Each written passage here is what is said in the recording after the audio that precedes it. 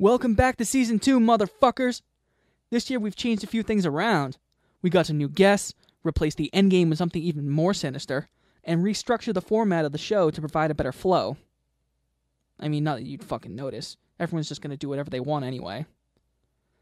But we scraped the bottom of the barrel for 10 more terrible movies, each one hand-picked to test the patience of each month's panel.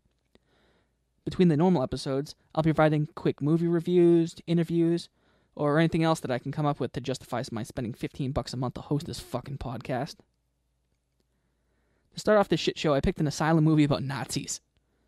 If you don't know who Asylum is, well, then you'll die a happier, better, well-rounded person. But I grabbed my brother Paul once again, as well as Dennis, who hasn't been on the show since Karate Robo Zabogar, and newcomer Jere to discuss the movie you scrolled past dozens of times on Netflix. Nazis at the Center of the Earth. Who the hell writes things like this? Who's this guy? Why is he here? So we're just cutting to here now. Why not? They couldn't even write the animals well. How does that make any sense? How could he be there now? Like this? No, just take not what's this guy? People act. Fuck me. What did I just watch? This movie is just, it's one of those movies. What do I want to talk about? I want to talk about Jake Busey, yeah, right? It has to be. You'll have plenty of time to talk about Jake Busey. No, and I didn't remember what my topic I forgot what my topic was. Y'all fucking ready?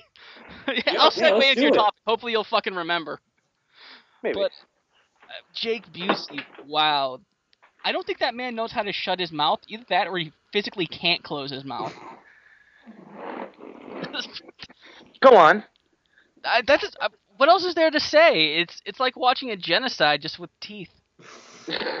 Teeth aside.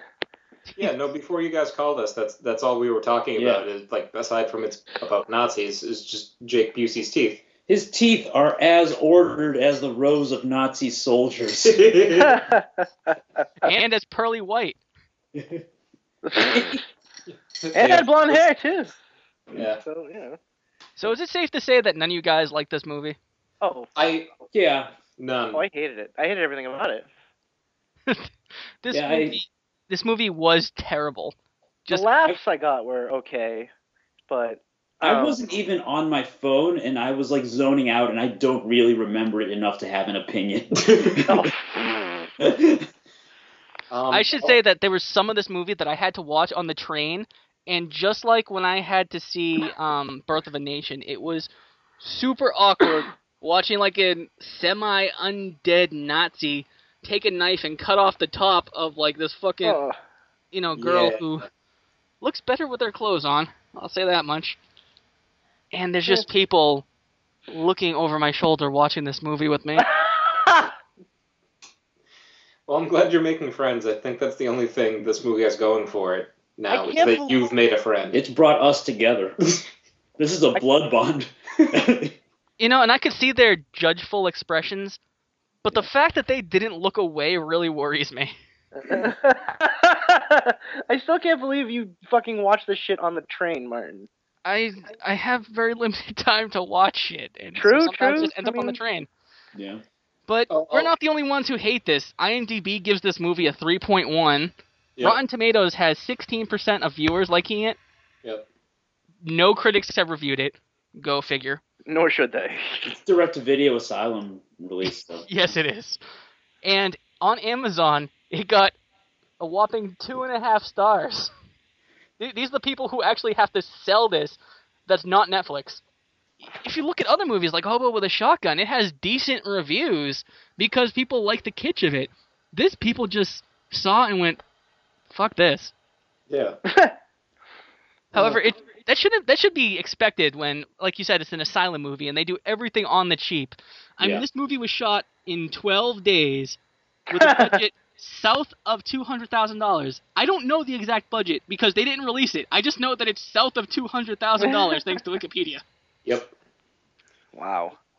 Yeah, no, in watching this movie, the experience of it itself, like, it's one of those rare moments where I remember back to college, there were just classes that seemed like they'd never end. I'd look at the clock and I was only halfway through. I very rarely pause movies just to see how much is left, and there was like 40 minutes of this left when I was watching. Holy shit, I was doing the exact same thing. I wanted to kill myself. I wanted the characters to die. Uh-huh. I wanted just me to die, because that would get me out of having to finish watching it.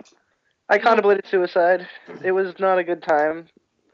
Like it was like 30 minutes and already it was already at the part where Mengele was going through his whole big spiel and telling everybody for another 5 minutes. Holy shit, you remember a character's name? Well, that's because he was a major Nazi during World War II. It's kind of hard to forget when it's like a part of history. I'm sorry, I don't go around memorizing Nazi names. No, after I paused it, I started fast forwarding through the movie, so I don't remember any part of his speech. I just saw basically by dragging my mouse how long he was going to talk, and just kept going until it was the next scene. Well, I don't remember what he said either, and I saw the whole fucking thing. I'll say this: the one thing that made me laugh about his speech, he asked one guy what his name was. The guy answered. He was like, "Oh, a Jew," and just blew him up. That's what Nazis do, right? They hate Jews. Get it, guys? At some point during the movie, I started writing a better movie in my head. Same premise: Nazis underground for 60 years or however many, but just following their day-to-day lives. What are those soldiers doing? They can't train all day. They must play a lot of cards. They don't have the internet. Obviously, AT&T's not going to go down there. So they probably just read a lot of books and hang out a lot and have fun and probably masturbate to what they remember women looking like. You're already doing it better than Asylum did. In my research, I found out that the entire movie was storyboarded. This is what they're bragging about, that the entire movie was storyboarded by the director, shot for shot, before production began in November of 2011. Yep. The problem is that's called making a fucking movie. Yeah, apparently this isn't standard practice for Asylum. We got actors, we got cameras, just fucking wing it, guys. Let's do this. But yeah, they were during taking the movie, some camera shots like Battlestar Galactica. Yeah, I was actually about to get into that. During the movie, Paul was texting me, and I can only tell you that some of the things that he had to say were just gold. Looking through my phone, I see it looks like these guys got a hold of whatever software they use for Battlestar Galactica's special effects and had no clue how to use it. He also says, "So that's where Jake Busey's been." In the center of the earth. Exactly. He also texted me, "Fuck you." That was when the credits started rolling. Those were some awesome credits, though. I shut it off. I didn't even know there was things. Shots of the. Oh wait, the credits of the end credits or the beginning credits? I don't remember. The end credits. Okay, beginning credits were Arctic shots, very artful. Yeah, it was neat, I guess. Very Werner Herzog circa. I only wish this was Werner Herzog. What the fuck? God, poor Werner Herzog getting mentioned in the same sentence as fucking Nazis from the center of the earth.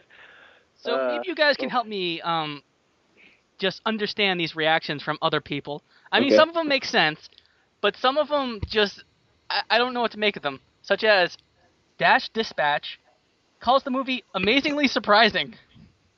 I can't disagree with him. I had no idea what was going on at any minute. Neither did I. I was amazingly surprised this entire movie. Yeah. In the only review, which was only one line, which wasn't misspelled in any way, by Dead Angel says, "Shittiest movie I've seen in my whole life." That was similar to a reaction I had. This is one of the shittiest movies I've ever seen in my life. Yeah, I mean, I've seen a lot worse, and I've seen a lot worse on this show, but this is just, it's, maybe the next review can put things into perspective. There's actually two of them, and they're both very similar. The first one is from Jay Davis. He says, "The best movie Asylum ever made, LOL, right to the end." And apparently, the critical and audience reaction to this film has been mixed from everything to absolute garbage to the Citizen Kane of Asylum films. What does that really mean, though? Yeah, I read the same thing after I watched this. It's the Citizen Kane of Asylum films. Does it mean the director's just going to be blackballed from B movies for the rest of his career? Dying shame? That's the thing. It's not wrong. I mean, this is probably the best Asylum film I've ever seen. But that's like staring at a piece of shit that's perfectly brown and formed. The shots were really nice. Well, some of them were really well done. They were very polite. They were quite. All the actors knew it was a movie. No one forgot. They certainly tried to be actors in a movie. Dominic Swain had to say a lot of really ridiculous shit with a straight face. That's why you hire the big guns. And here's where I'm going to butt in respectfully. I didn't recognize Dominique Swain in the first 5 minutes of this movie when she's introduced, and she makes the craziest goddamn face when she takes off her winter coat jacket. And I'm not saying this for shock value or to downplay. I thought she was retarded. I thought they hired a retarded actress. And they were just... like a scientist. It's Denise Richards all over again. Play the scientist. And I was genuinely worried. I was like, I worry how people are going to feel about this because they have a retarded actress. Well, I mean, there have been good movies with retarded people, so... Oh, yeah. I don't know where I'm going with this. That's I've seen better movies with a retarded cast. I think that one with Johnny Knoxville was more tasteful than this movie with a real person who might have had an IQ of 16. Yeah. Like movies like The Ringer are going to show them in a positive light. I was just afraid that this was going to be so bad that people were going to think it was like exploiting her. What's more positive than showing someone who's mentally retarded as an Arctic scientist who's more experienced than the other Arctic scientists? Oh, by the way, about that opening scene, the guy who gets captured, his first line is like, look at Dominique Swain, goes, "Oh, it's cold out there." That beginning was amazing. Do that before it gets old. Like 2? I think 2. She'd been there for like years apparently. How many times have people done that to her? And why didn't she just kill him there? When you think about it that way, it's almost like maybe it was a Jack Nicholson thing of like she was slowly going insane and was going to kill him but didn't get the chance. You know, you say that she's retarded, and I'm believing you, but I think everyone in that movie was retarded. I mean, just look at some of the shit that happens. I mean, first of all, Jake Busey is a scientist who's been living in Antarctica for 10 years, which doesn't happen. Something actually happens to people in isolated places like that. It's called going toasty, where they literally go insane, and it happens to everyone on like these 6-month stretches. So they actually have to go back. But, I mean, we're talking asylum, so realism goes right out the fucking window. But he still says stuff like, when you live here for 10 years, you hear things. No, that's the opposite of what happens when you live in an isolated area for 10 years. You hear nothing. Maybe the people who were there maybe should have thought, this guy's leading us into a hole. Yeah, and I'm gonna back you up a little bit. So that's following directly after somebody rappels down like a cavern that he's supposed to like tug on the line to let everyone know he's okay, and he just unhooks himself, so no one knows if he's alive or dead. But you're forgetting they were only down 50 feet and only brought 100 feet worth of rope. Yep. Why did that girl unlatch her thing? She literally just has a moment where she looks at the camera and just goes like, fuck it, and just does the same thing. Why? Because she knew it was a slide. It was a fun, fancy clown slide to the middle of the goddamn earth. Yep, and knowing that 2 people who they care enough about to follow in, like, to the mouth of this hole have done this, everybody follows suit and takes off all of their like winter stuff the next time you see them. There's a fucking scientist in a flannel overshirt and a green t-shirt the whole time, and I couldn't get off of that. The fucking main scientist dude, I couldn't get how casual he was as a goddamn scientist. And they try to drag the audience with them. They try to make you feel retarded too by explaining how the ice is clear and the ocean behind it is blue, and that's why what you're seeing is blue. That is why I was like, wait a minute, why isn't that ice cracking then? Why aren't they all about to die from all that pressure, water? Because it's blue, Paul. Oh, excuse me. I'm sorry. I'm sorry, blue is what... Do you understand how blue works? I don't, apparently. I don't know how to explain this movie. I mean, Jere, you were trying to explain something before the show. What the fuck is going on? The whole movie? Here's my theory about the plot of the movie. I think whoever wrote it had ideas for about 10 to 12 Nazi-related movies. And then he was like, I got one shot to this. I can't write 12 Nazi movies. I'll be known as the Nazi movie writing guy. So why don't I squeeze all my Nazi movie ideas into one? The face-eating Nazis, the Nazis in the center of the earth, the Mecha Hitler, which is also, by the way, very similar in design to the Richard Nixon in Futurama. Agreed. The love story between the scientist, Jake Busey. All those things could just be a movie, but he combined everything, and it's all in 90 minutes.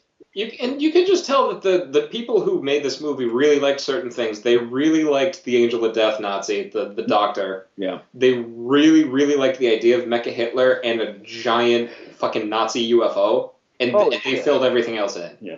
They really loved messing around with some of the settings and realizing that if you screw with the opaque setting a little bit, maybe people won't notice that snow coming up from the fucking crash isn't real. No, that was ice, Martin. Don't you know ice looks exactly like a fucking shitty polygon? Yeah, I know. Ice is blue, apparently. Yeah, that too. No, water is blue. Ice is clear.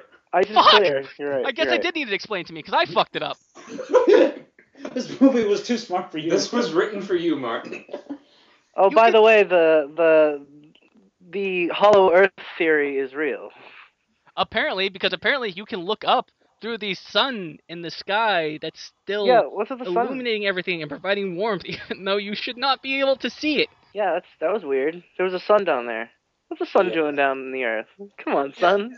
I did think that's like it's a small thing, but I thought that was going to be explained at some point, that they just kind of like created an artificial sun where it was a giant light bulb or something. They never ever bothered. This is also the movie that decided that, hey, fetal stem cells work better than brain stem cells, which I guess are extracted via a needle. I'm not a brain surgeon myself, but I'm pretty sure you can't just put a needle inside someone's fucking head and pull out stem cells. But you know what? I guess abortions are bad because they bring back Hitler. Can I just comment on that actually? Yeah. Okay. No. There's two things I want to say. I think it was supposed to be spinal fluid, and I think you can get stem cells from spinal fluid. I'm not a doctor, guys. I'm not a doctor. And also, Dr. Mengele and the rusty 1940s technology that somehow works and tells him how stem cells are good or bad. He goes from nothing to I'm angry, and he just like screams and shouts, and like it's kind of like he's bad at acting. Maybe They just wanted him as a German guy. Whoa, you're taking me by surprise. He's really good at German. He's really good at German because he is German. You're telling me a guy who doesn't have a Wikipedia page is bad at acting? This is a movie that had to cut corners in order to afford Jake Busey's salary. I think they can afford not to hire good actors. I mean, even with their special effects, I'm making fun of them, but they had to cut corners there, too. Just in the beginning, a German just yells, "Tanks!" And he probably should have yelled, "Tanks!" There's only one. There was one tank. Which is blown up by basically what amounts to, like, a giant dick missile without balls. Like, Mengele just pulls it out of a truck, shoots it, and it instantly blows up the tank. Well, yeah. That's what dick ball missiles do, dude. Yeah. I mean, I have one in my closet, but I don't use it because it's so dangerous. Yeah, and in big points to Mengele, he's able to kill 3 U.S. soldiers with his pistol from about 500 yards away. From a moving plane! He has amazing accuracy for a guy who's a doctor. This is a movie that's so cheap that even though it has digital blood, I think it ran out of money to put in digital blood, even though you can rip it from YouTube videos. Yep. They had to have like a generic Sony Handycam wipe when people died through laser beams. Yeah. They also said fuck it to the disintegration thing sometimes and just had the effect there while the guy just fell. Yep. They had that a couple times, and I would laugh my dick and balls off. I want to go back to something Dennis said, because actually, also, the protagonists were also pretty good with weapons, despite being scientists. I think everybody who's a scientist is just good with guns in this world. Just going back to what someone else said just about the effects, just campy and stuff. The first laugh that like kind of lulled me into, okay, maybe this won't be so bad, is in the first 5 minutes where Mark, the guy who gets captured and his skin ripped off, when he gets hit by the Nazis in the beginning, you just see and hear this like doof sound effect, and it's so clearly a mannequin. Like, and on top of that, they don't even bother to switch him back in when like the Nazi soldiers pick him up and drag him off. It's still the mannequin. You see these static legs not moving or bending at all, just getting drugged, and Paige is doing her best in a retarded way to sell her fear. There's so much about this movie that just baffles me. I mean, there's the part where you mentioned the face rip. What people don't know is that it starts out like you think they're gonna cut off the head like they do with the woman later on. Right. And it starts with a small incision, not even like all the way across the top of the scalp, but just a small incision, maybe about 6 inches long, along the top. And I'm like, okay, so he's gonna rip off the scalp. No, he rips off his whole fucking face. Yeah, that was a little going right to left. When the incision isn't in the side of his face, it's on the top. Yep. I think that's where they finally said, oh, oops, we're going to film this scene last because we found an extra like $20 in the budget. So remember that part we filmed where you just slice open the top? Go down. But sir, continuity. We've already fucked up.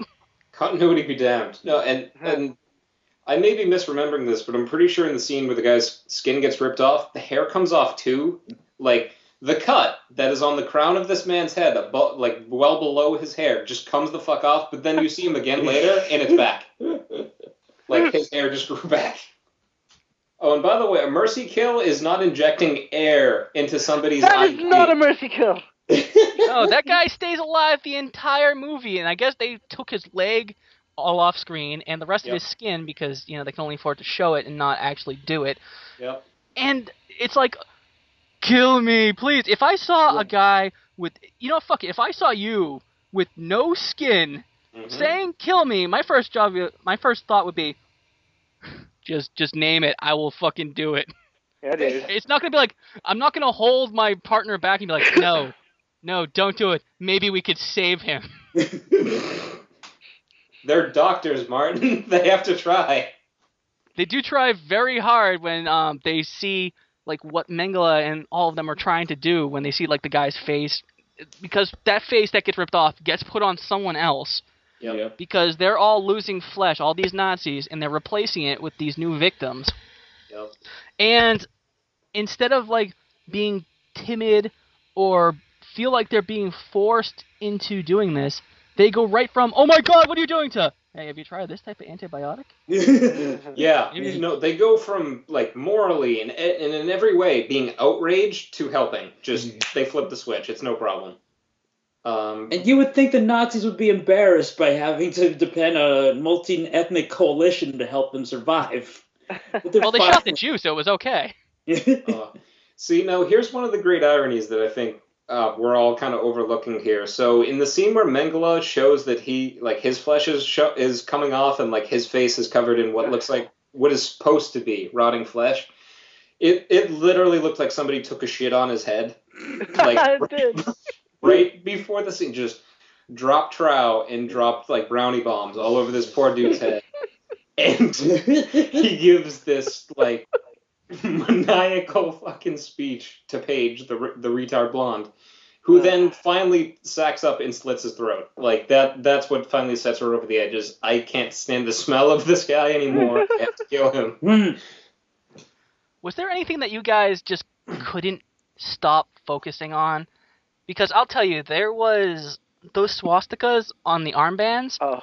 At first, I was like, okay, you know, cool. They kind of look like Nazis. And then anytime it turned into like light that I could actually see what was there, it looked like someone's grandma cut out each piece and like out of felt and then hot glued it together. So I wanted to comment on that. So when you told me about that, I definitely kept focusing on it. Now here's another thing I noticed about that. Mengele's, one of his goes to like a point, like they fucked up the scissors and said, fuck it, I'm just going to keep it on there. But others, like some extras and shit, theirs were more or less fine. So I don't know why they would give the main character the shitty looking one. Sorry. No worries. Wouldn't you give him the best one? And then in the background, when Mecha Hitler's giving his speech, I guess, I don't know, when he's, and all the heroes are about to be killed. Yeah. The swastika's backwards on the flag. I thought I noticed that, but I thought I was just seeing things. How do you fuck that up?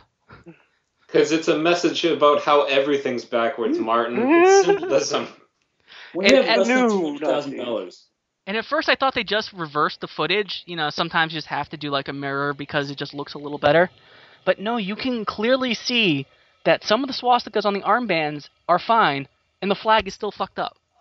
And they're not going to go back and correct that. So they just screwed up, and no one called them out on it. Do you know how much it costs to animate a CGI Mecha Hitler? Enough that you can't reverse your swastikas, I can tell you that much. Definitely enough that you can plaster them all over your spaceship, too. How else would you know it's a Nazi UFO? Well, so that actually touches on... There was a shit ton of mugging in this movie. I just mean, like, people either being told to overreact or them just not having enough time to do retakes where people just underreact to anything, but...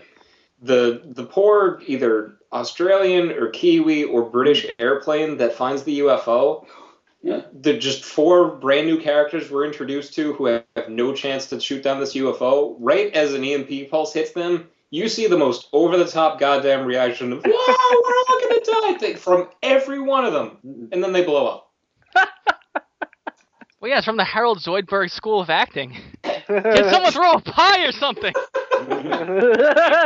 You over there, wave your arms and run. They don't even react when the fighter jets show up and get destroyed. They just circle around the UFO one more time, and then they fly away like, oh, better go back to base. And who's calling in all of these jets? I mean, sure, a couple of them are going to get through because they're like, hey, there's a big UFO blowing us up. But it seems like they just stop, and then that one guy comes in late. It's like, fuck, I shouldn't have been watching Top Gun for the 12th time. Guys, can I ask you... sorry, can I ask you something? What the fuck are all these fighter jets doing in Antarctica? They're fighting Hitler.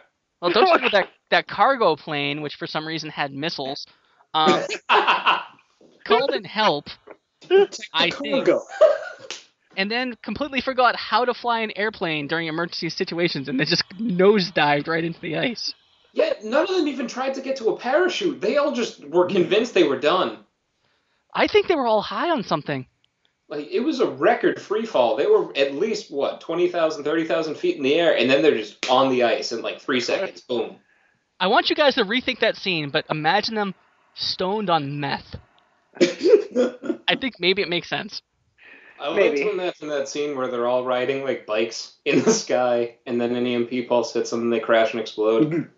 I do remember the bikes. It makes more sense. Wait, anyway. There was a point where even I stopped taking notes. The last thing I wrote was, poorly sewed felt swastikas, that's where Asylum was cutting the budget, ? And then, that's it. Usually I take notes throughout the whole movie. I don't even know where that was. I think that was in the first 30 minutes, and I just went, fuck it. Yeah. I checked out of the flow of dialogue. There's a point where they're all about to jump down the mouth of that giant fun ice slide, where everyone is being very cautious, like one person's taking a knee, or one person's looking at the ice wall, and then fucking Raoul, nappy-headed Raoul, who you can't understand for the entire movie anyway, just stands up and says, I'm ready to go. And everyone follows him! He was no one in that movie up to that point. And everyone's like, oh, Raoul's gotta go. We gotta follow Raoul. Well, I mean, it wasn't Jake Busey in charge. Remember, this is the guy who's so cowardly where he says, I'm gonna go down. I'll go into this hole. And then the girl steps up and says, no, I'll do it. And he's like, you sure? All right. Was it established that the two of them fucking? Yes. Yeah. When? I think there was a picture on the wall at the beginning. Oh. No, in the first 10 minutes, they talk about a tattoo that Jake Busey has that, they a rumor he has a tattoo, and then the girl's like, I know where his tattoo is. Yeah. That's your tip-off. You know, you would have thought that she would break up with him after he gave her an abortion. She just follows him like a puppy the rest of the movie. Yeah, that was weird.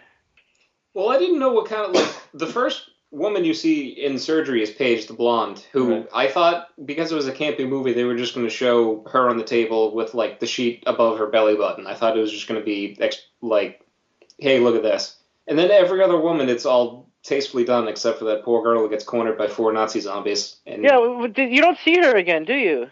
no, she's raped to death by Nazi zombies. That's what I thought.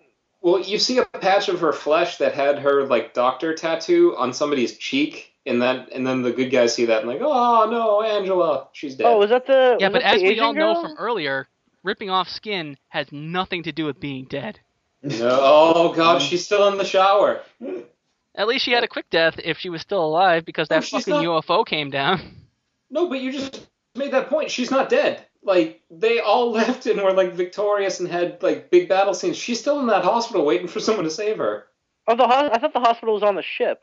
I'm sorry, the shower. Like, she's still in that shower room. She's still alive. I thought the shower. I thought the whole place that they were in was the ship.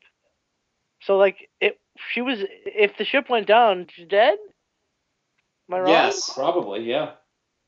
Okay, I feel better? But no, she was you alive shouldn't, because for most of the fuck movie.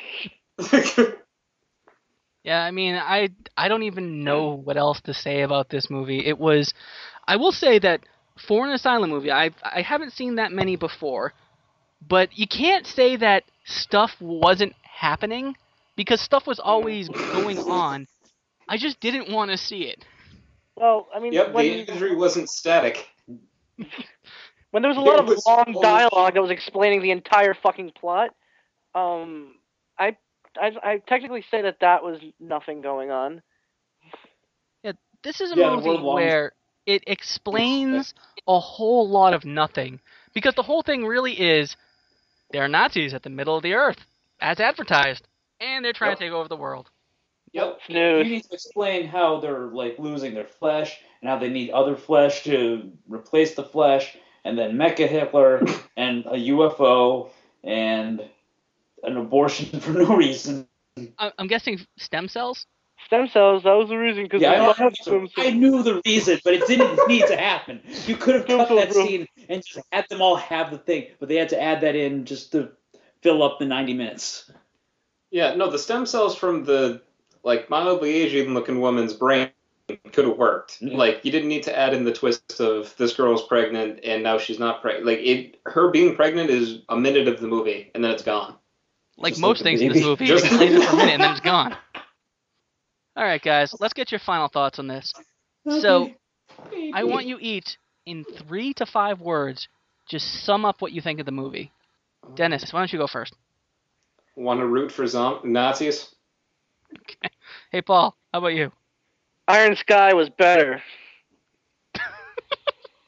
And Jere. Nazis, so cold.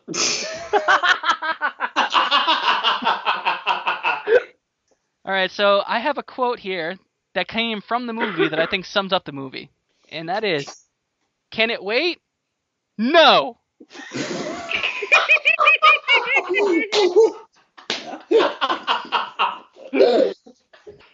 Alright, well, thank you guys for sitting through that one. I'm sure now if anyone ever says Asylum, even if you've never seen it before, you're probably going to avoid it like the goddamn plague. Yeah, I've never heard of it before, but now I fucking will. They We'll probably only see it on the show. Paul, they were the company that started like out making like cheap knockoffs of other things like Transmorphers or Snakes Oh, on this is that same company. Okay, yeah, I know. Yeah. Yep. To give you guys some kind of relief, you get to pick the next movie for the next group who's on the show. How do you guys like that? Yeah. I'm on board. All right, so I have 3 here, and I have a list that is going to slowly dissipate as the year goes on. So, the first 3 that you guys get to choose from is Zombie Ass, Toilet of the Dead, Oh. Okay. Hansel and Gretel Get Baked, and Grabbers. Now, if you guys want to know anything about these movies before you make your decision, let me know. Wait. What is what's Grabbers it, about? It's like Grabberes, whatever. Yeah, Grabbers. Grabbers is about an alien It's an alien monster movie where being drunk is the only thing that will save you. You had it. Isn't that? Yeah, no, Jer fucking misspelled it as Grabeers, and I just, like, joked to him about it. He fucking nailed it. You sure you're not thinking of The World's End? Nope. Okay. So that's Grabbers. I say Grabbers. I say the first one, zombie ass toilet. Zombie Ass, Toilet of the Dead. It's a Japanese zombie movie that's filled with human excrement. That's all it is. Yeah, no, that one. If I had to watch a fucking Nazi scientist with shit on his head, someone else has to watch a lot of shit. All right, Okay. so we have 2 for Zombie Ass and 1 for Grabbers. Yeah. Anyone gonna change their mind? Well, I mean, it doesn't have to be unanimous, does it? Nope. Yeah. There we go. I'll just ask a question about Hansel and Gretel Get Baked. Are there any stars in it? Anyone we'd recognize by name? No. Yep, zombie ass it is. And that's it. All right, for the next group coming on, you're gonna watch Zombie Ass, Toilet of the Dead. All right, guys. Until next time, fuck off. That's it for now. You can listen to more episodes on either iTunes or Stitcher, as well as on YouTube, if that's your thing. You can find me on Twitter at SomeJerkFB, or on Tumblr by looking up Some Jerk from Boston. If you want to be a guest on the show, email us at wdijwpodcast@gmail.com. Don't want to fuck around in order to get your Skype connection to work? Then email us your thoughts, recommendations, or just some good old-fashioned hate mail and we'll address it on the next episode. Until next time, don't report your child to revive Mecha Hitler. That's just bad advice.